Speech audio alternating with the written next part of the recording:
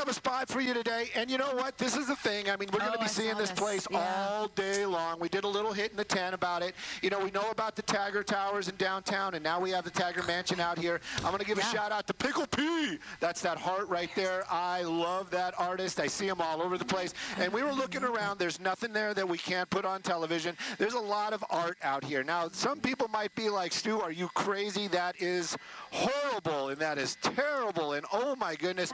But you know what? I still see art in all of this. Now, am I going to say this is okay? Is this cool? Is this, no, it's not. But in the same breath, let's talk about this just for a second. This is an abandoned property that has had squatters in it, and those squatters have been creating problems in the neighborhood. We heard about it. We heard that they actually confronted some of the neighbors. They were violent at some times, and so that's not cool at all. The Taggers showed up.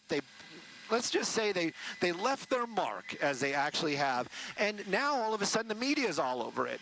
You know, the councilwoman, she got involved. She basically said, hey, not our problem. It belongs to the property. You know, the property owner in violation of this and this and this and this. Clearly, that property owner doesn't seem to care, so that doesn't help any of the situation.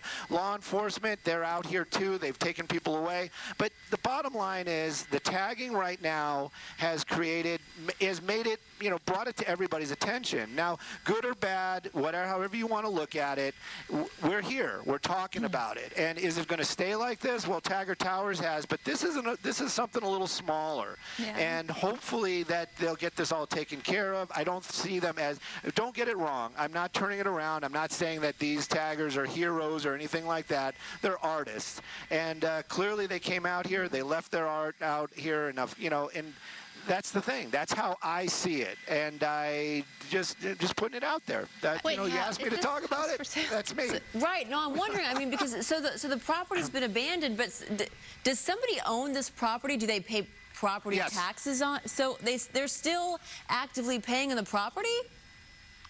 Well, I don't know about that. That gets a little too deep. We do know that it does belong to a person, and that person actually has another property that's off of Sunset Plaza. We flew by it a little earlier.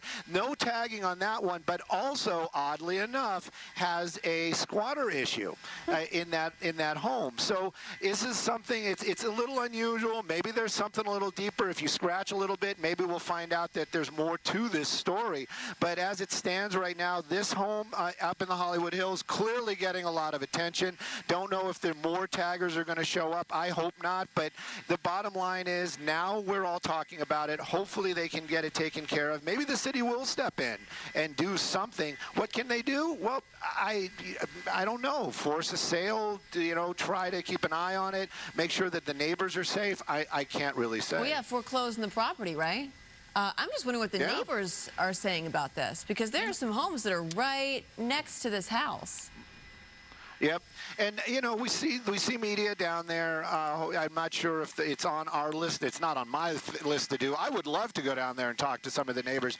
We did see some folks that were down there that they were coming in and out of the property, so it must be pretty accessible.